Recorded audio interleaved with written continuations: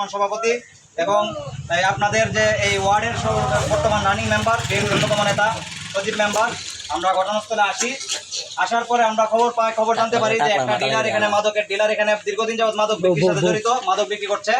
তো আমরা এই এলাকাবাসীকে নিয়ে ওনার বাড়িতে যাই, বাচ্চু মিয়া যে মাদক বিক্রেতা, ওনার বাড়িতে যাই। ওনার বাড়িতে যাওয়ার পরে আমরা বিপুল পরিমাণ মাদক মেম্বার, স্থানীয় যে মেম্বার এবং আমি সাথে এলাকাবাসীকে নিয়ে আমরা বিপুল পরিমাণ মাদক উদ্ধার করতে সক্ষম হই।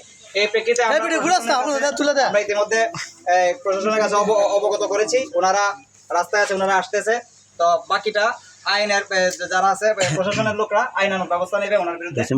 আপনারা, আপনাদের কাছে উদাত্ত আহ্বান যে আপনারা আজকে যে কাজটা করছেন, যে যুব সমাজ, আপনারা প্রশংসনীয় একটা কাজ করছেন, আপনারা পুরস্কার পাওয়ার একটা কাজ করছেন। আমি আশা করি আগামীতেও আপনারা এইভাবে সচেতন ভাবে যারা মাদকের ব্যবসা করে, যারা খায়, যা করতে কিনা, আপনারা এই সংবাদ তথ্য প্রমাণ সহ আমাদেরকে জানালে আমরা প্রশাসনের সহযোগিতায় এইভাবে আমরা মাদকের বিরুদ্ধে আমরা প্রতিরোধ করে তুলবো।